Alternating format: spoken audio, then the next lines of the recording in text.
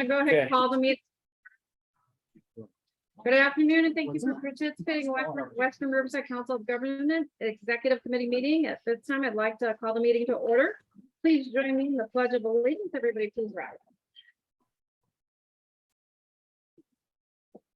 I pledge allegiance to the flag of the United States of America and to the republic for which it stands, one nation, under God, indivisible, liberty and justice for all.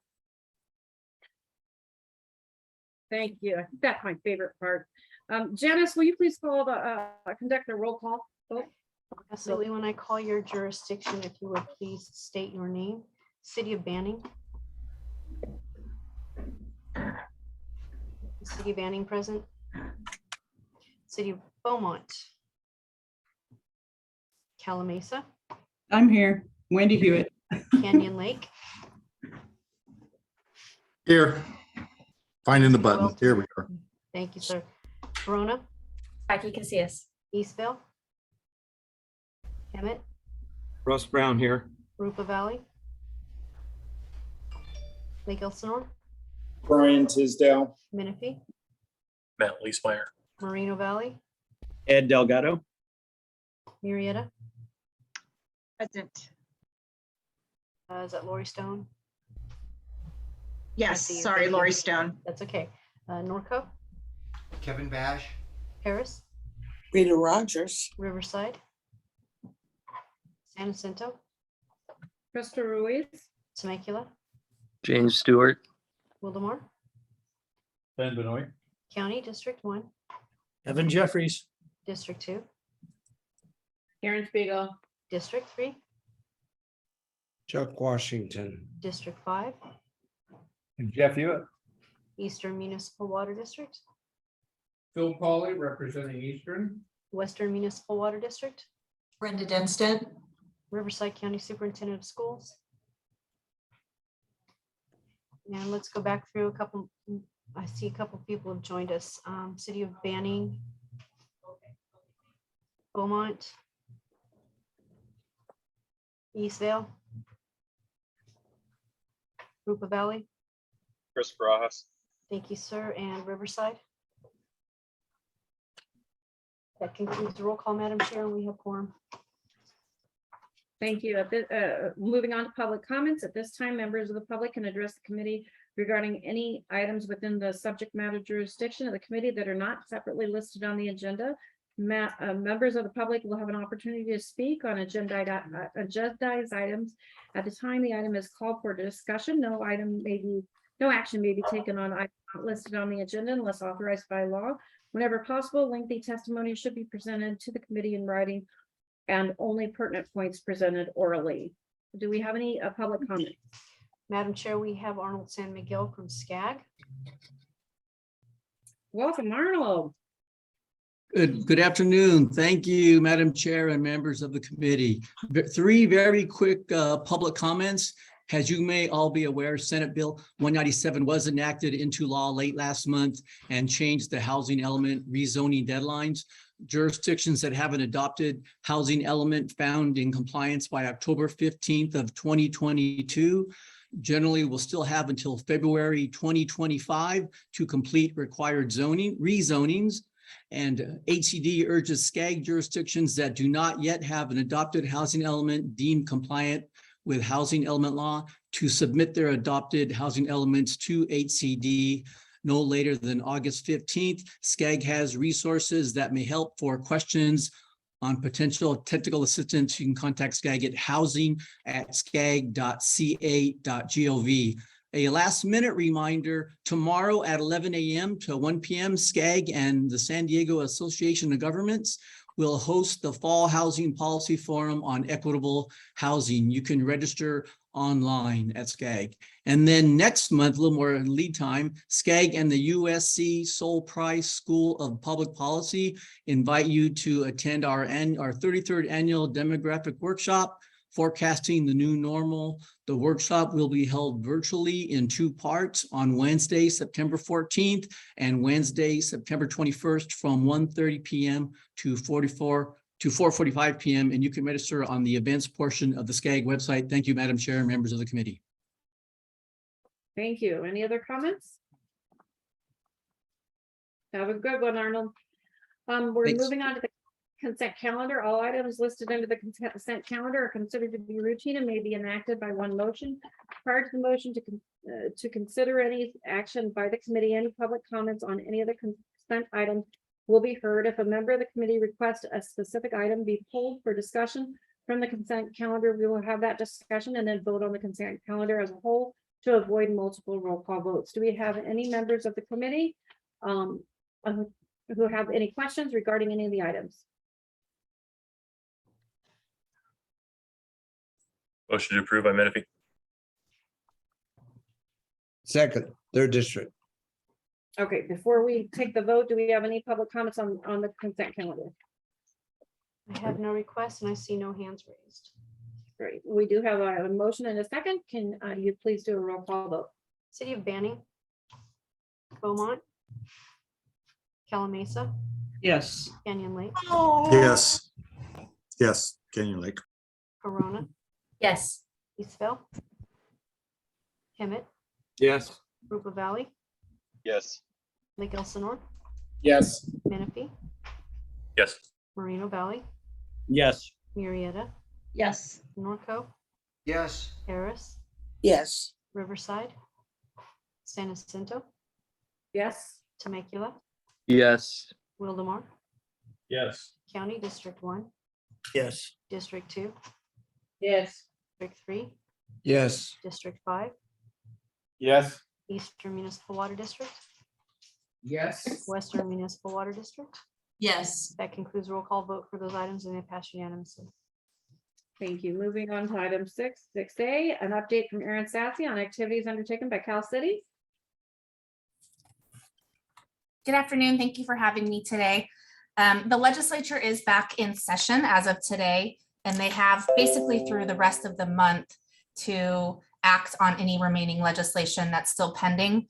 The August 12th is the fiscal deadline. So basically what they always do is anything with the fiscal impact they put into the suspense files. So they will have to start taking those bills up from the Appropriations Committee. So you'll start to see a lot of action. I did just want to update you on a couple bills that are on our hot bill list.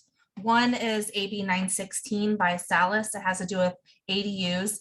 Basically, it says that cities would be required to allow for a maximum height for your ADUs. From 16 to 18, it would raise it all the way up to 25 feet for multifamily or single family parcels located within a half mile of transit.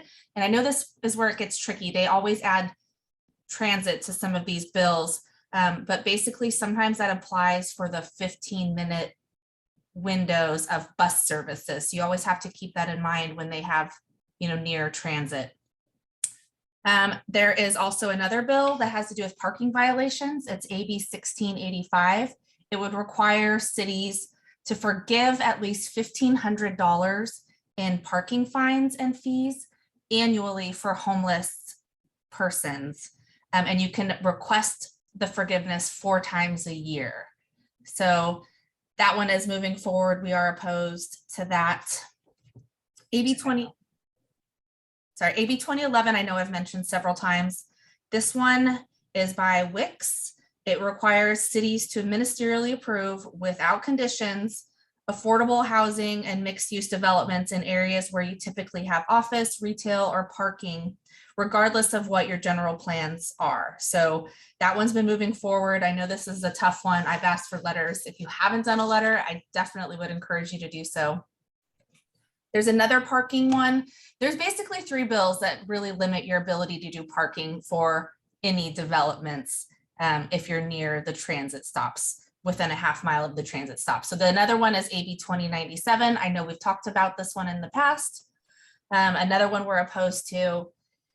And then SB 932 is basically requiring cities to adopt bicycle, pedestrian, and traffic calming elements when you develop and revise your general plans starting after June 30th, 2024. So, and it also puts some legal liabilities on local governments if you don't have these in your plans. So I know sometimes it can take a long time to do your updates. Make sure you're putting in some of these calming traffic elements into your general plans.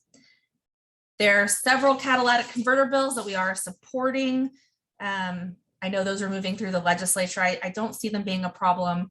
If that's something you're interested in, I'm happy to give you our sample letters.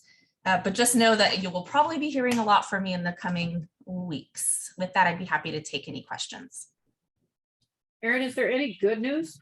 It doesn't really feel like it. I guess the one piece of good news is that in the budget that was passed, we did get that $180 million that we had been asking for to help with SB 1383 implementation, because the first pot of money that was passed last year was already divvied out. So if you haven't received any funding, you would be able to apply for some of that funding. Well, that's good news. Anybody else have any questions? Mr. Benoit. Madam Chair. Ben? So Aaron, I'm just curious, does your organization have any information on AB 205, which is the trailer bill that was passed recently, usurping authority for large solar and transmission lines and other issues? I'll have to look and see if they've taken a position. I can send it to you. That's not one that we've been talking about though, so I don't think so. Well, it was sort of a snuck in at the last moment as a trailer bill, surprise piece of legislation, so you might want to. Yeah, let me check. It's pretty egregious. It basically takes away local authority for projects for wind, solar, battery storage and transmission lines.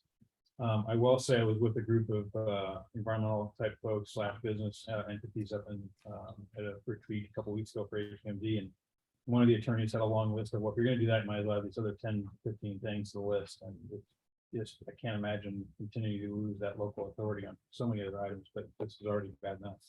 Anyhow, just wanted to make sure we're tracking that. Yeah, let me More bad. really look into that.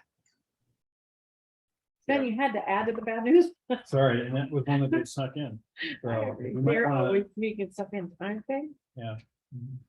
This is crazy. Anybody, any other questions for Erin? All right, so next time, Erin, we expect some good news, really good news. I'm counting on you. I'll work on Thank it. you. Janice, do we have any public comments on this item? I have no requests. All right, you have yourself a good day, Erin. Thank you. Moving on to the PACE programs activities update. Item 6B is a report on regarding the purchase and sale of delinquent PACE assessments by WRCOG. Casey Daly. Casey. Thank you very much, Madam Chair, members of the committee. Casey Daly, Director of Energy and Environmental Programs here at WRCOG. Today, we're going to be discussing the purchase or recommendation for a purchase and sale agreement with First National Asset. This item is connected to the WRCOG annual review of delinquencies, which will take place in the coming months. Next slide, please. So in September of 2015, the WRCOG Executive Committee adopted a policy to review on an annual basis the number and dollar amount of delinquencies. As I mentioned, this item will be a precursor to an item that we'll bring forward in a couple months. For the 21-22 tax year, there were 32,085 assessments enrolled on parcels totaling with about $84.6 million. As of July 10, we've got about 1.5 million of that 84.6 that is delinquent. So next slide, please. And so in order to ensure that a PACE delinquency doesn't result in a foreclosure, WRCOG partners with First National Asset to purchase the delinquency receivables. This arrangement ensures that no property owner will be subject to judicial foreclosure as a result of them not paying their PACE assessment. As I mentioned before, WRCOG later this year will be hearing the discussion of the judicial foreclosure. However, in order to ensure all the bond owners are paid in September, we bring this item forward now to request authorization so that the executive director can enter into this agreement to make up for that money, and then we will be able to pay bond owners in September. Next slide, please. And this concludes my presentation. I'm happy to answer any questions. Thank you, Casey. Janice, do we have any members of public who have any questions or comments? I have no requests and I see no hands raised. Thank you. And do we have any members of the committee who have any questions or comments? Wendy.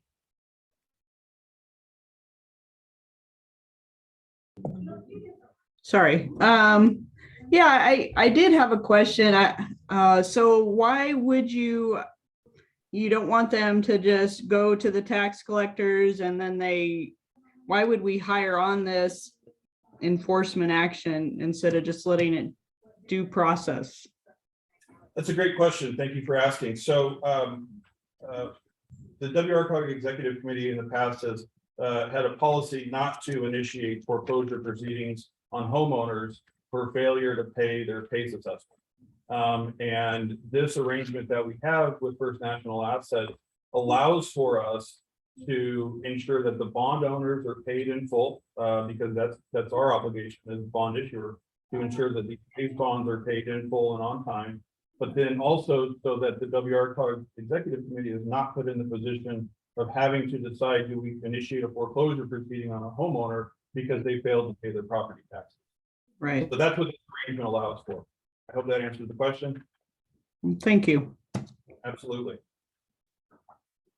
And so the money, if they sell the property, what happens? If the property is sold, then the proceeds of the sale of the property would go towards paying off whatever property taxes were owed on that property, which would include ad valorem taxes, PACE assessment, things of that nature. So it would still be paid if it was the property was sold, it would be paid. Yes, ma'am. Okay. So we're basically paying a little bit to First National Assets. That they're actually paying us. Actually, we get a little bit of the revenue from this service. So there's about in the neighborhood of 18% in penalties and fees that are charged kind of by counties for property owners that are delinquent. And so WRCOG receives a small percentage of that to support our operations. So we're actually getting paid for the privilege of giving them these delinquent receivables. So they will pay us approximately $100,000 up front. We assign the receivables to them, and as those taxes are paid, they receive a funding stream over years. Wow. All right, Win-win. thank you. Yeah, sounds like a win-win. That's good. Well, with that, I will move that we adopt resolution number 2222, a resolution of the Executive Committee of the Western New York Council of Governments approving a purchase and sale agreement for the sale of assessment installment receivable. Thank you. Do I have a second? Second. We have a second from County Supervisor Spiegel.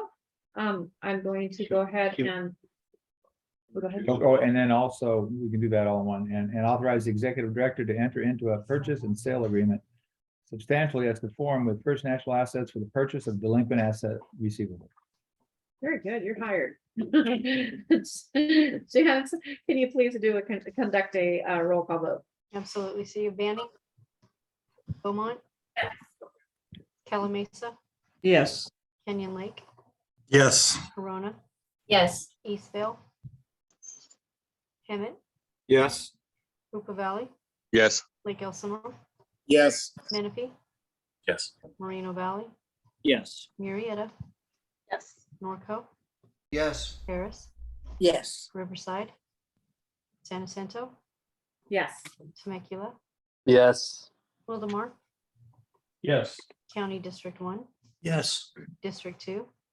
Yes. District 3. Yes. District 5. Yes. Eastern Municipal Water District.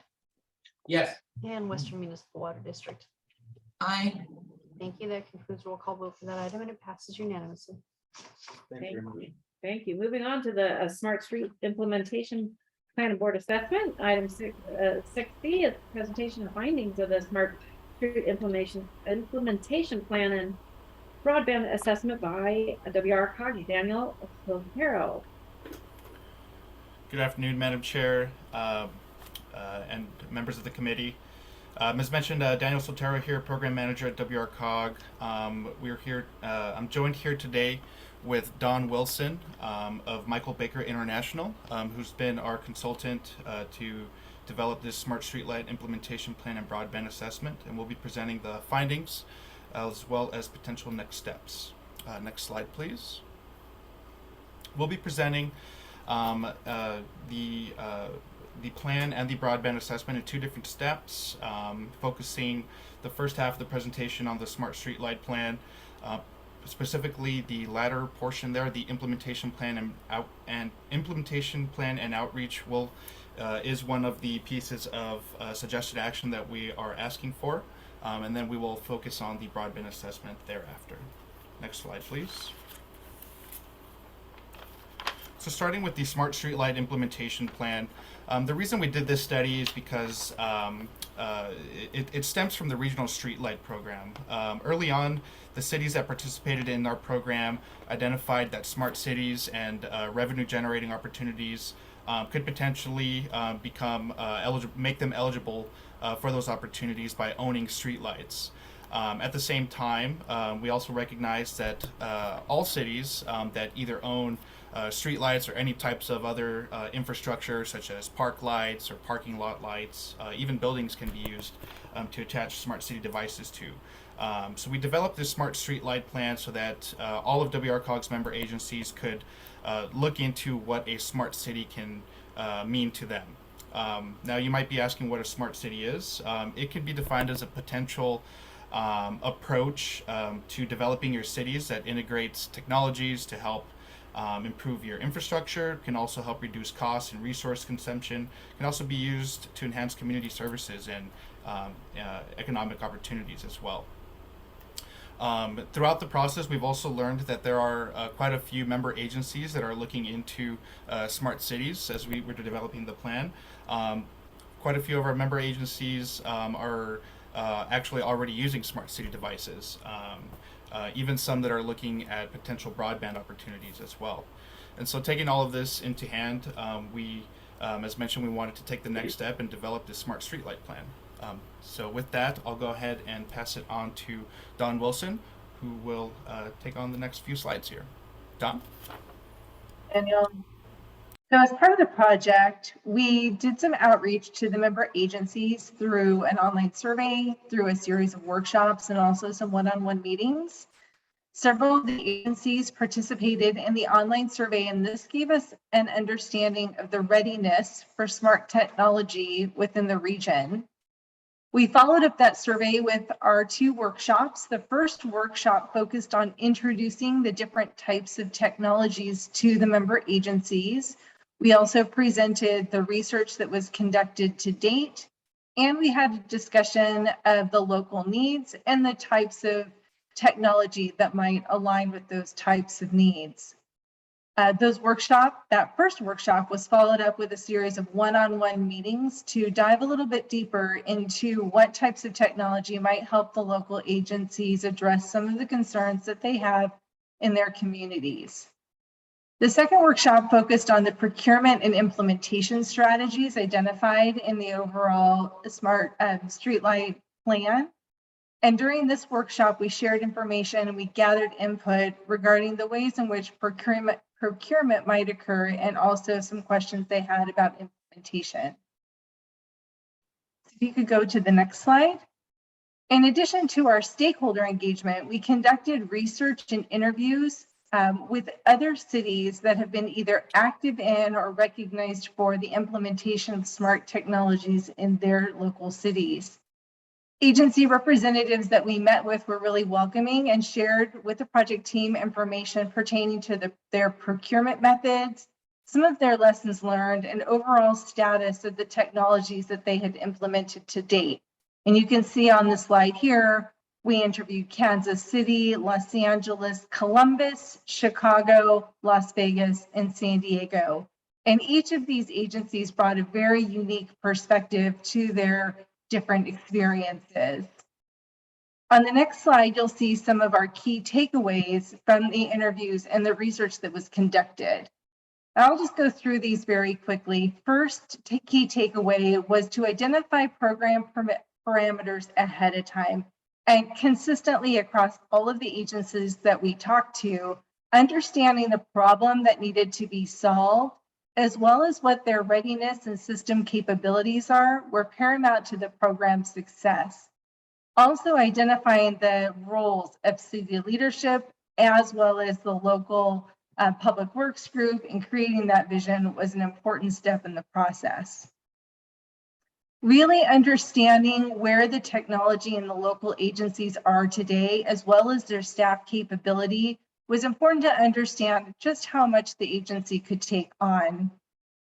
really understanding what new skills your maintenance or task or your maintenance force might need for maintaining and implementing different systems is really important to understanding just how much more work that might create for your existing staff.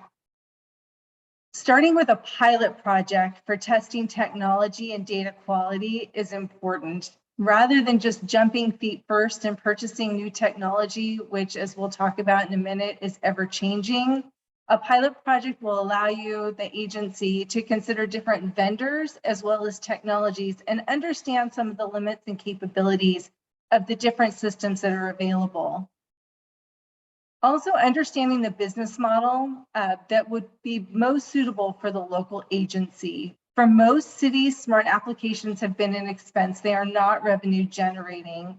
So the agencies really need to understand how these programs can really be implemented to help pay for themselves or minimize the burden for the city.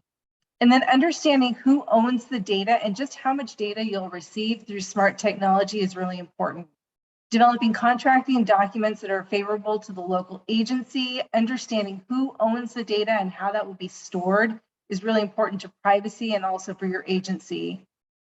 And in that same vein, public transparency through the process is essential. Agencies should really understand the potential community concerns about privacy that can really happen as you look through these smart technology. A really integrated outreach plan, clearly outlining what technologies are being considered, what data will be collected, and again, how it will be maintained will be of interest to your community members.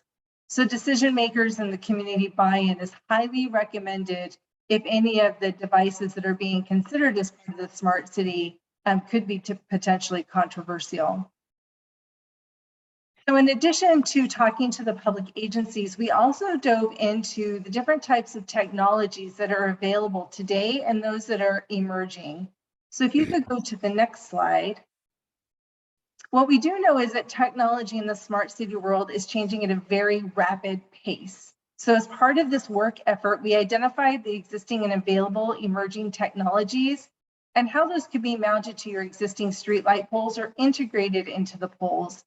They were grouped together into the different pillars that you can see here. And we put them in pillars to allow that flexibility for adding or modifying technology as the pace of the industry just keeps going. So each of these pillars were presented to our stakeholder groups to gather their different interests and determine which technologies aligned with the issues that they hear in their community. Things like smart cameras, noise detection, public Wi-Fi, and EV charging all were amongst the highest ranked amongst those who participated. And of all the pillars, public safety rose to the top consistently when it aligned with the needs of their agency. So what this did was allow us to understand from our stakeholders what their needs are, but also help them visualize the potential and also to begin thinking about how these technologies would be helpful at their local agency. And that led into the next phase of the project, which on the next slide you'll see is the procurement phase. So as part of our overall work plan, we put together this procurement process that serves really as a roadmap for selecting and purchasing and installing smart technologies. It's really a three-phased process, which included the first step of identifying the need. It's the what. What issues are the agencies looking to solve with their smart technologies? This is determined through a community assessment. The question is then, are there other agencies that are facing the same issues, and would we benefit by partnering with them or exploring different joint opportunities to solve those issues?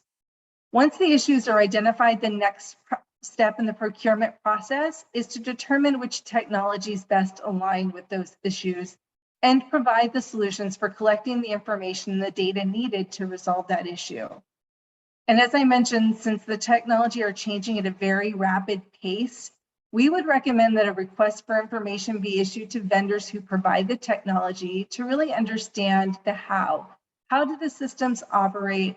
How are those going to work with our agency? And how does that work with the technology we have in place today? The final step in the process is procurement. That's identifying the funding source and selecting the vendors and the technology. And this we know can be a very complicated and timely process. So if you can go to the next slide, you'll see that there are some different methods for procurement that we considered in the final phase of the project.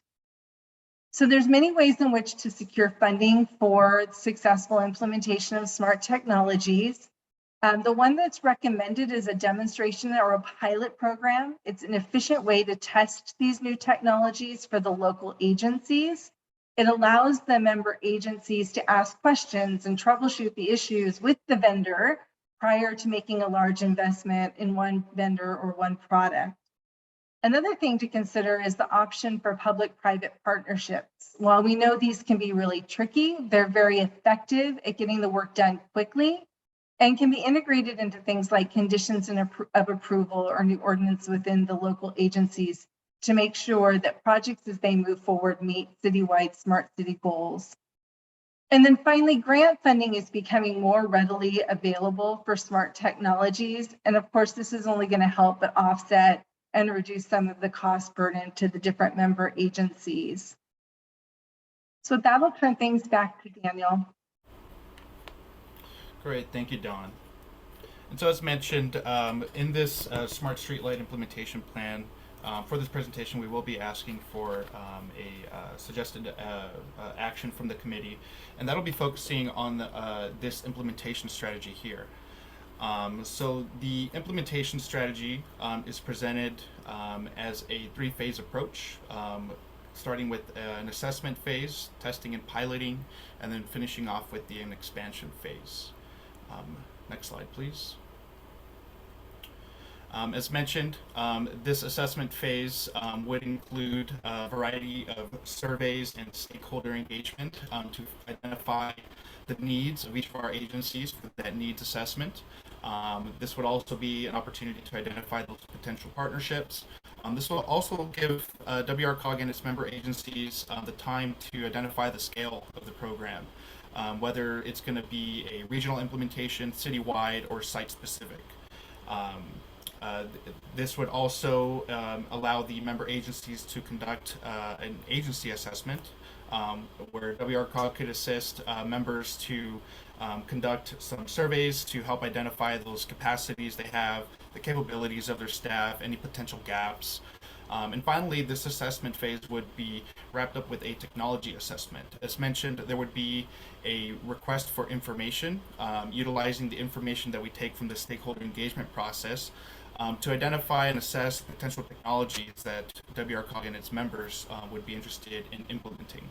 At this time, there's also a recommendation to complete a streetlight circuit and electric load analysis to make sure that the infrastructure can would be okay with the potential adding of devices to the system. Next slide, please.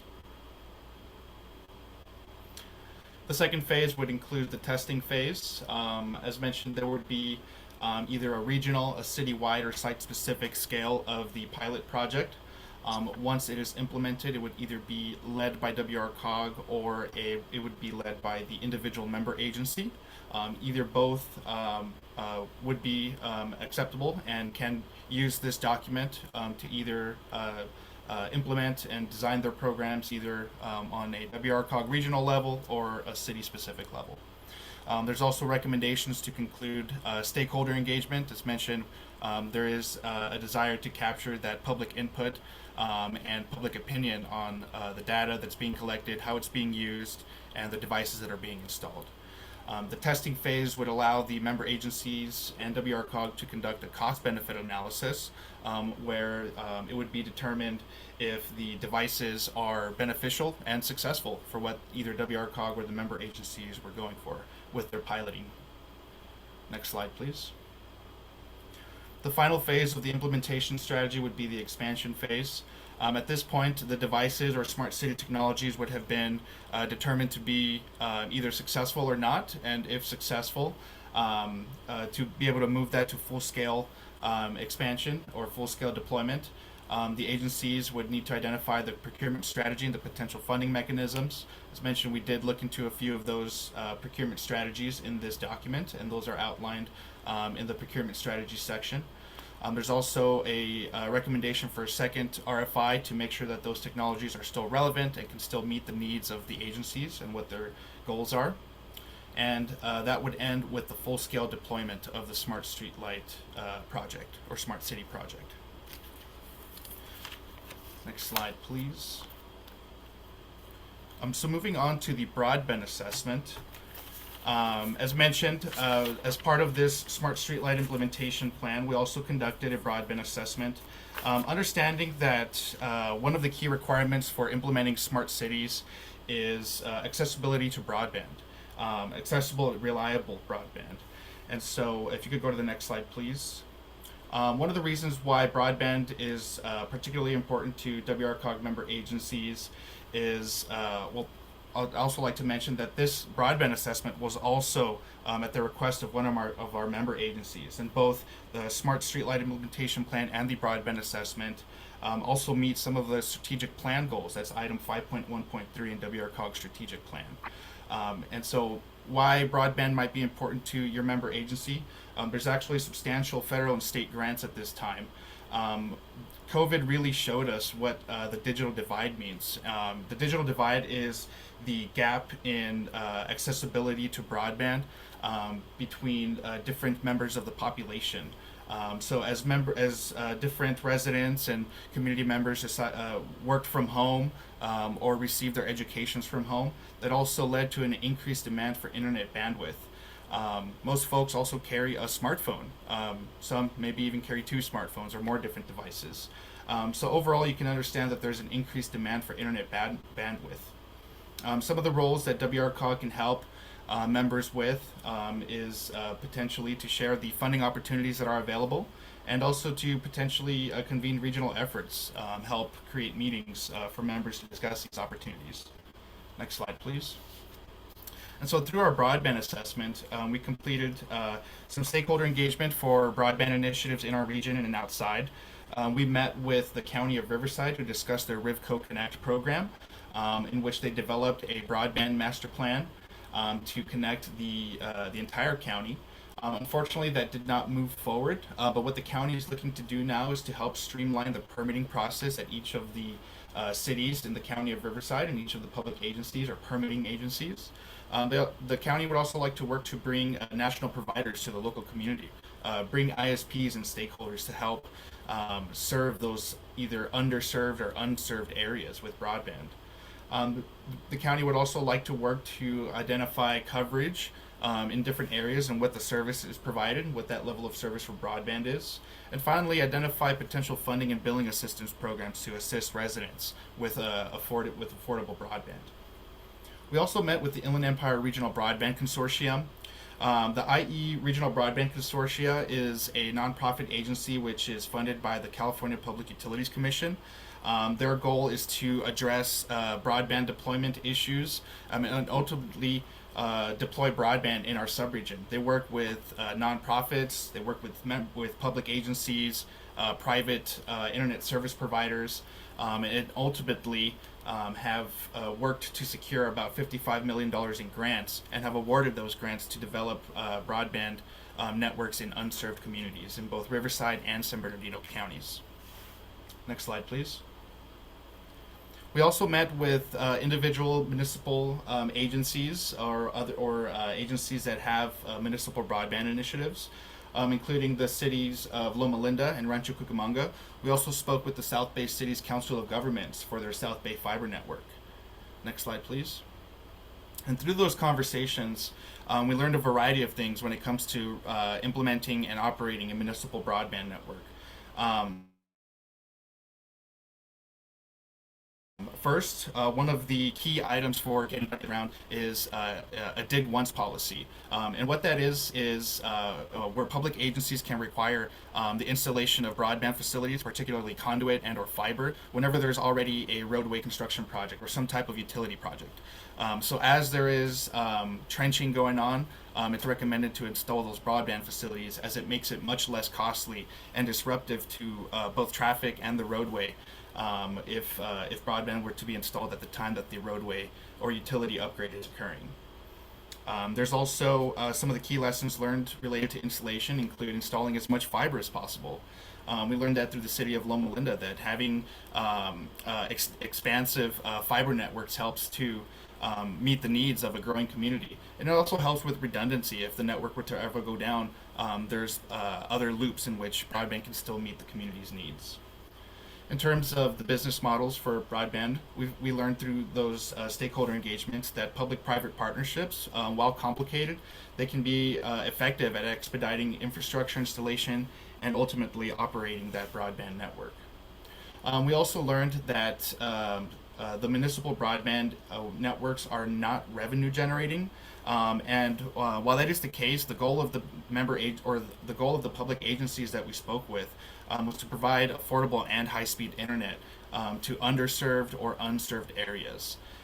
We also learned from the South Bay Council of Governments that regional collaboration through their South Bay Fiber Network actually benefited their member agencies, in which they were able to connect 17 of their member cities with high-speed and reliable fiber, which ultimately helped with their service costs related to internet service. Next slide, please. And so that concludes our presentation on both the Smart Streetlight Implementation Plan and the Broadband Assessment. As mentioned, we are seeking the committee's action here in 3 separate actions, which you see listed here on the screen. But with that, I'd be happy to answer any questions or comments from the committee. Thank you, Daniel. Janice, do we have any members of the public who have any questions or comments on this item? I have no requests. Thank you. Do any of the members of the committee have any questions or comments? Councilmember Hewitt has her hand up. Wendy, go right ahead. Yeah, I did see that it didn't really give a total fiscal impact in like numbers. I know it mentioned that it was in the budget and in general fund, but do we have any numbers on this? That's a great. If I could answer that, I'd be happy to answer that, Member Hewitt. So all of the activities undertaken so far have been included in WRCOG annual budgets. The requested actions here today to direct staff to implement phase 1, as well as to provide bi-monthly updates, would all be staff time focused. So those would all continue to be included in the overall budget. However, if there were a request for WRCOG to go beyond phase 1, then we would need to come back and request additional budget for those activities. Okay, so you don't have any total fiscal impact numbers right now. That is correct, because at this point, everything is included in the current budget, and any request for the specific actions that we're requesting for right now would all be considered part of staff time. And so that would also be included in the budget. If we were to move into a phase 1, then we would come back at a point in time if we got to requesting additional work for products or services or consulting services. We would need to come back to ask for additional resources. Case, perhaps you clarify how many staff people are working on this? Oh, we have 1 full-time staff person at WRCOG. That's the presenter, Daniel Soltero. Okay. Thank you. All right, Wendy, any other questions? That's it. Thank you. Thank you. County Supervisor Spiegel. Hewitt. I know, I was gonna say, I was gonna go right back again. And then I was like, wait a minute, it was her that won. Casey, I know you kept saying it's in the budget. Do you have a ballpark number without us pulling out the budget? What's in the budget for this? It's just staff time. It's Okay, that's what you were saying. So it's just Dan's time. It's just Daniel's time, and it's a portion of Daniel's time. Daniel is our regional streetlight program manager, so his primary job is to focus on continuing everything related to the regional streetlight program. So this is an additional piece of his job, but it's just under his time at this point. Yes. Any other questions? Ben? I'll just make a quick comment. This is definitely something we're looking at in our city. We've got a couple of parks that are the solution staff came up with to connect the cameras at the parks was to get satellite internet. So I look right across the street and see streetlights that we own, and gosh, there's got to be some better solutions here, especially for wireless and other opportunities in our city. So I'm excited to see this coming. And hey, if you're looking for a small micro wireless grid that we need to set up in a city that doesn't have any, we'd love to help work on that, maybe work for a grant for that or some other opportunities, but I know our city would really benefit from programs like this. So I'm excited to see we're at least taking the option to look at this and think about it. Thank you. Any other questions from board members? All right, I do have a question. Are we including, I mean, after we've seen the data breaches coming forward in Riverside County, are we including this in what we're looking at for this? When you think about putting something on a light that is a camera or is high-speed internet, people are going to be sending information over it.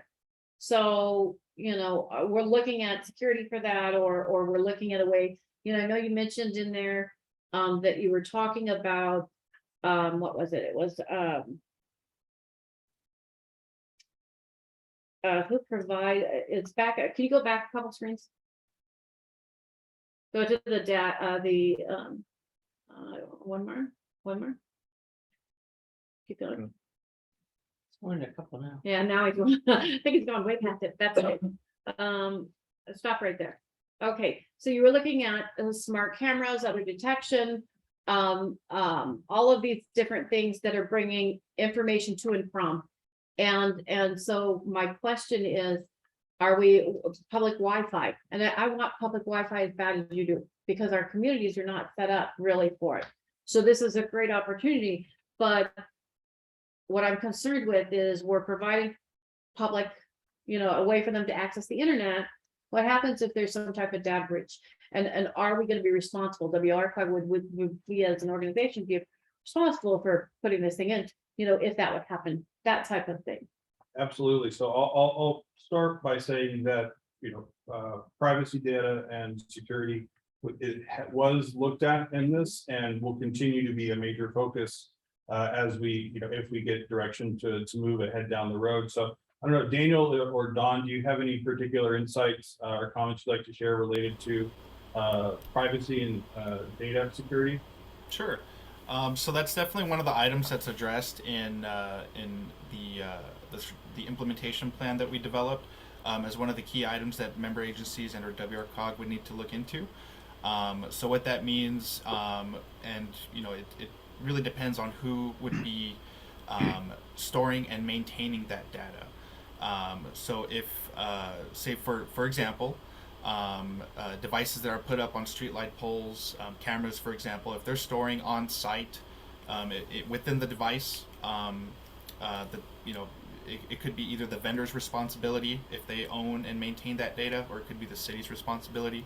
So if it's the vendor's responsibility, there's going to be the highest requirement for cybersecurity, as well as if it were the public agency that was owning and maintaining that data.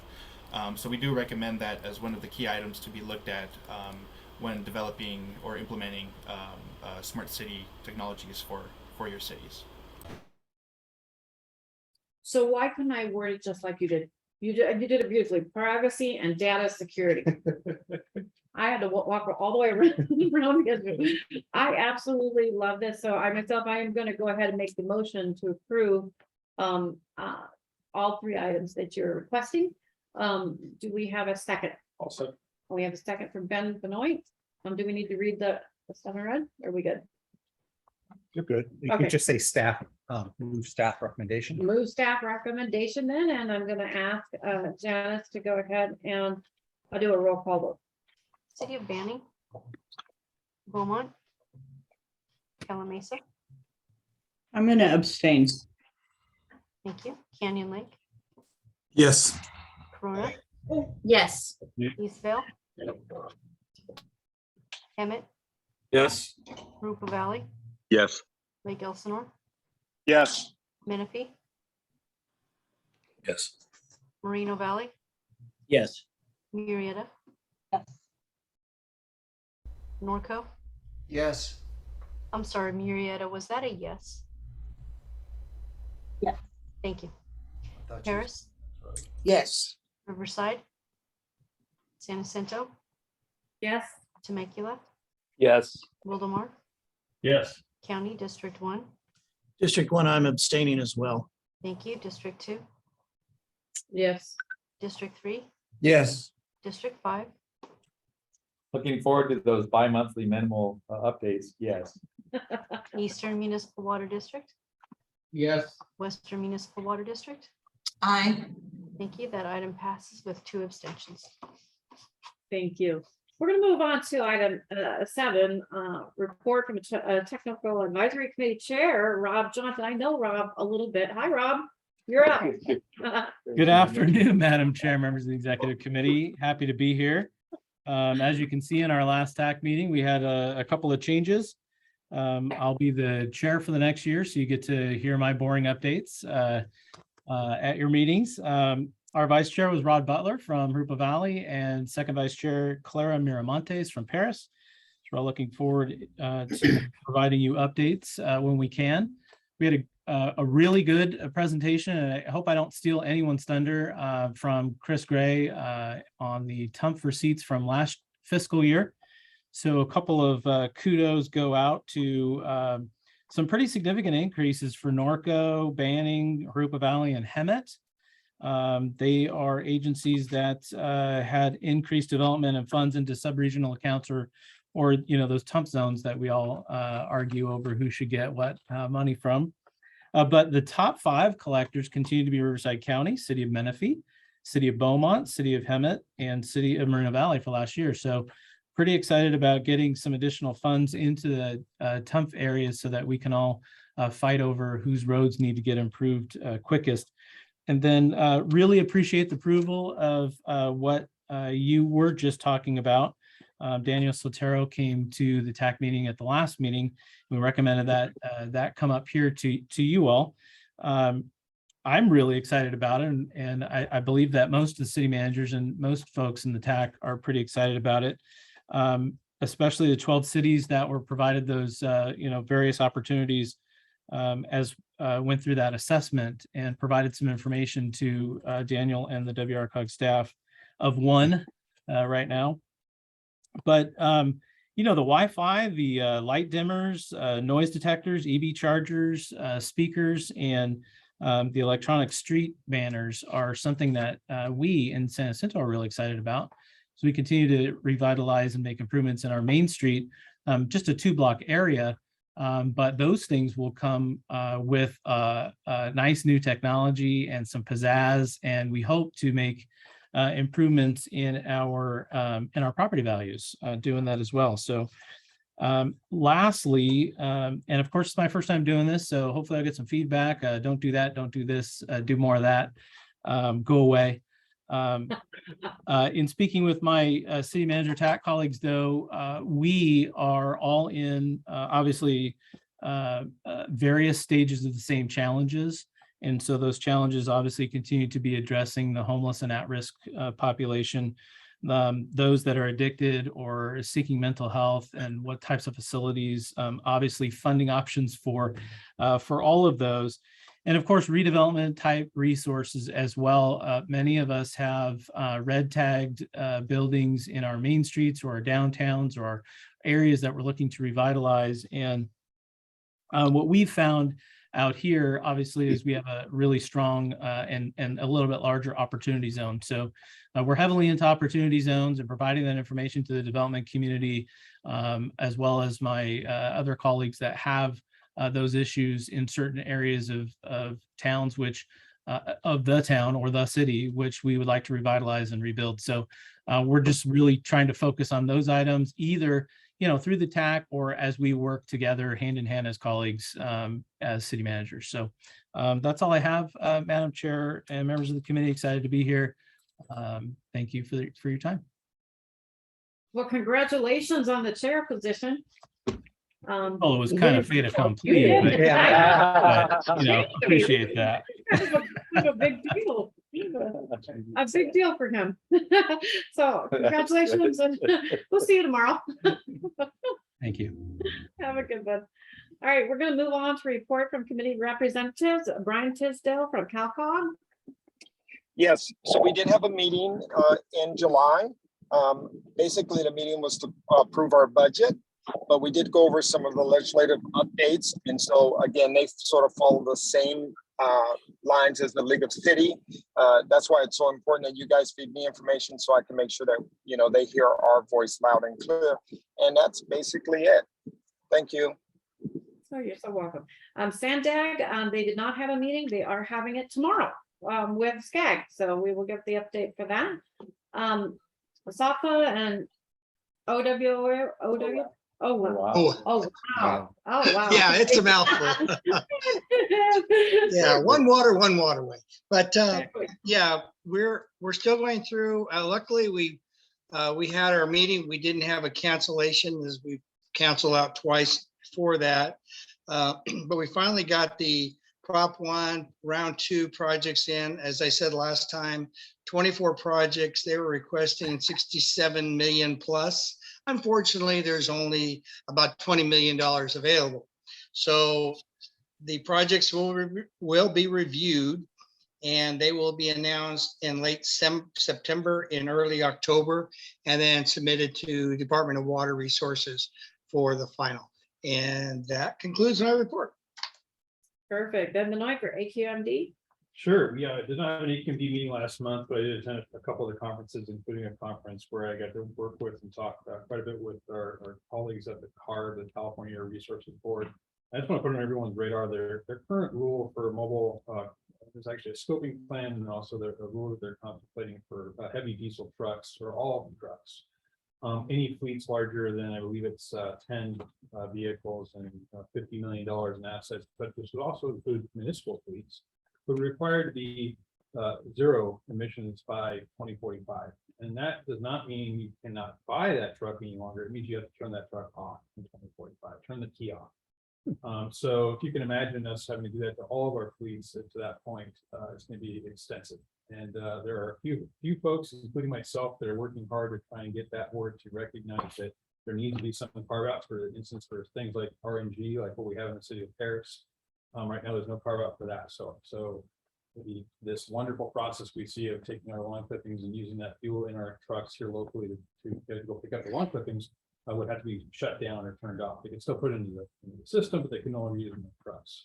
So you're also seeing other municipal waste haulers and other facilities saying, why would we make that type of investment when we know we can't use that in another 23 years? So this is obviously a large issue I've been focused on for some time. I have some colleagues from my AQMD board that serve at CARB, and I'm trying to continue to push them and make sure that they're keeping that message clear that there needs to be some carve outs. There's also talk of a carve out for if you've made good effort, if you've made good application to try and find these electric vehicles or the charging or the electrical infrastructure, and but you can't get there for reasons unbeknown, not because of your own self, because of these outside forces of not being able to get the equipment or not being able to get Edison to turn the power on, that you'll be exempt for some period of time as well. Yes. So you mentioned Edison. What has CARB done to assure that when in 2045 hits, we will not have blackouts, we will not have situations of the necessity? This is an item that definitely came up during that meeting, and I brought that up to them. And more importantly, a couple of professors, one from UC Irvine and one from another, I think it was either the school you're from, but they both had doctorate level analysis of what it's going to take to make all of our transportation electrification happen. And it's a magnitude of about 7 gigawatts of produced energy, of sited energy plants. So new energy, whether that's solar or wind or hydro or even nuclear, 7 gigawatts of additional energy per year for the next 10 years. So when you start to look at the actual math of how this is going to work, it's becoming clear, I think, to CARB that there are some hurdles here that they cannot just simply wish out of the way. And that's why they're starting to maybe listen to some of these folks in the room, including myself, that have been making noise about this for years, that they can't just go to zero emission in 2045. There has to be some past. So I'm happy to say that there is some kinks in the armor, as it were, but the job is not done yet. I'm going to continue to push that as my goal. Thank you. So let me ask you something. So they want all trucks. Okay, so if you're coming from another state, then this was problem. Those would be exempted because those fall under federal law, and so no, these would be all trucks in California, please. Only we would have to. Until they change it for federal. Right. And right now, the Fed is contemplating a stronger standard for diesel, but is a minuscule amount of change. But that would be a huge help to our air district because that would be a huge improvement to see new cleaner diesel coming onto the road or more RNG come onto the road. Because that would help get the criteria pollutants down now, which we desperately need because we're not going to be within federal attainment in 2023. But unfortunately, CARB has basically said that's no good. We need to go all to zero right now. They're finally starting to see the headwinds of that is not going to make it in 2045. But more importantly, we need good reductions here now. You see all the disposal problems with just a Tesla car battery. Can you imagine the batteries that they're gonna have on these 80,000-pound over the road commercial trucks? Yeah. And how do you get rid of them?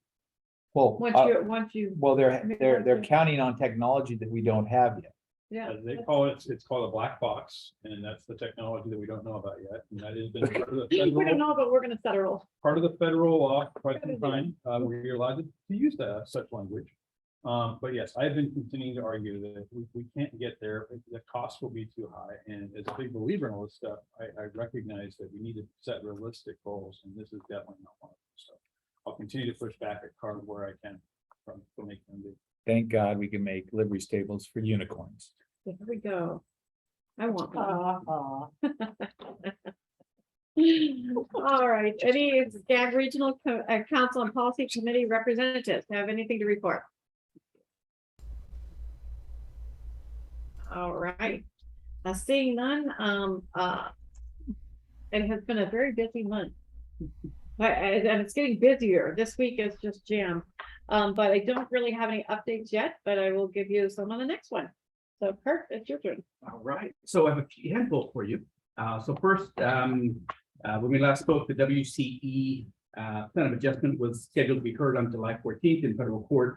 That did happen, uneventful. The court did approve the plan. So there's just a bunch of procedural stuff to go through right now, but essentially the meat of that part is taking place. We'll go through the procedural things, we'll get some text cut and sort of go through that process there.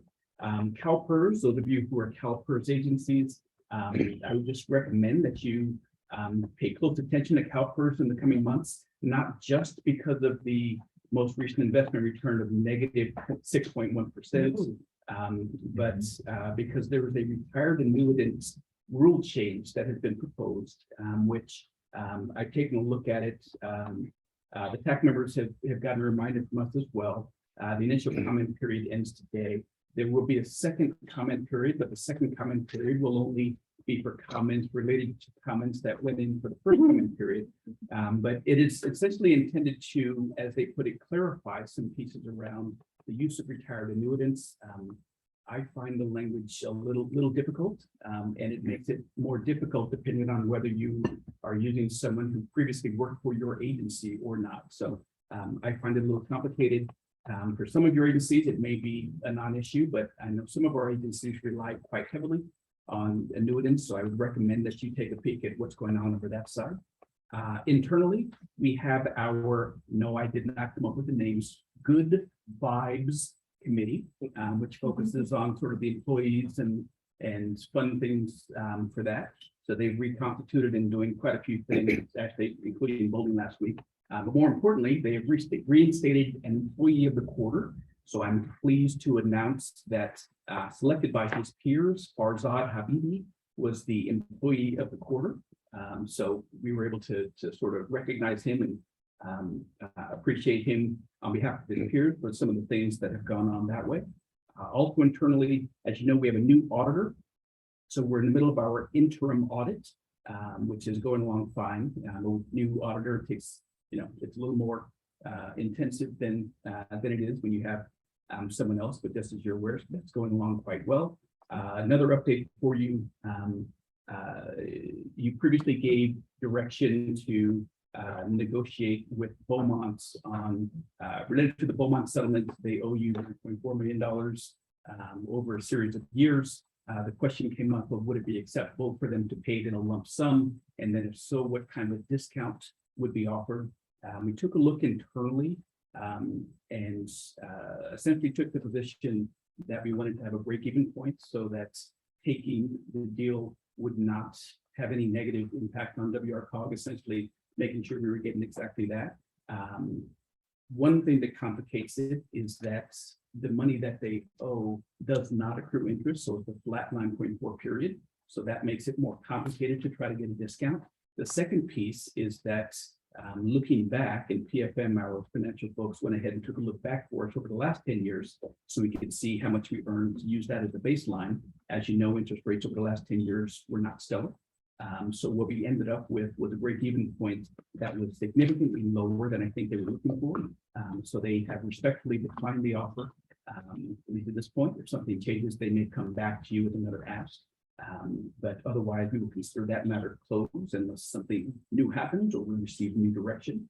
And then the last piece, which is sad for us, but happy for the city of Menifee, our eternal sort of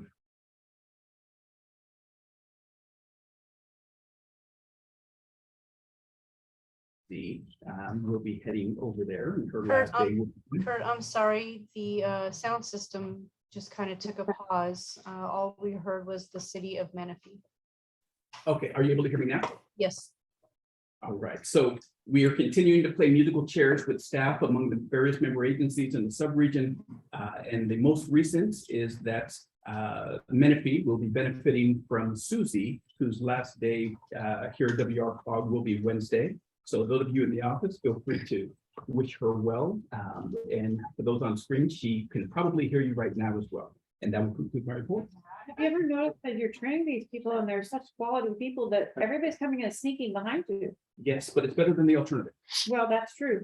That's true. That's true. Susie, good luck. What a pleasure it's been to have you have been with the WRCOG and gosh, you brought so much to this group. Does anybody have anything to say? She's been here how many years? Just 5.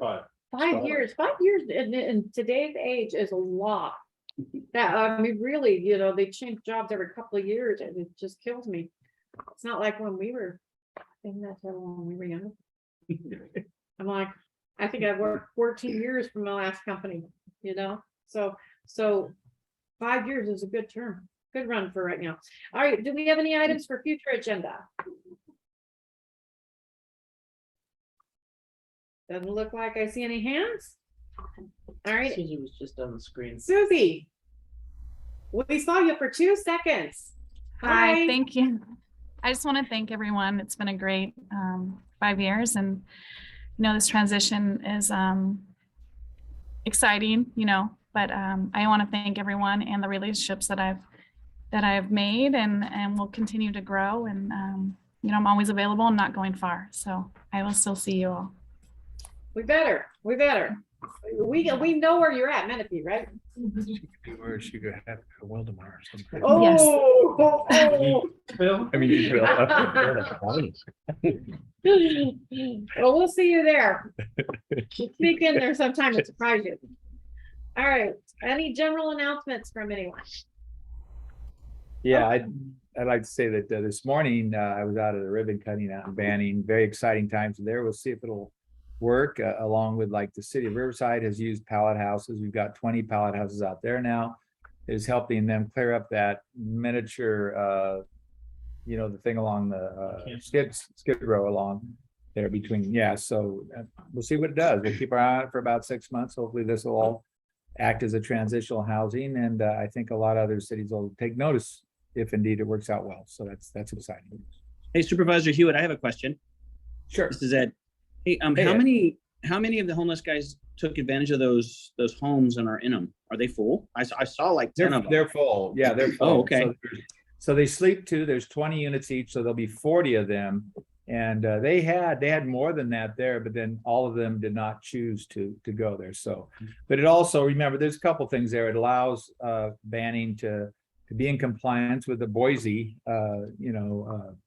decision with the court, which, you know, we're all probably a little bit lacking in some respects or whatever, but we'll see. It's a tough, and this one will be managed by the city of Banning and such. So we're going to try to give them all the help we can from the county, but these are things that are only going to get worse, and we've all got to step up and do this eventually.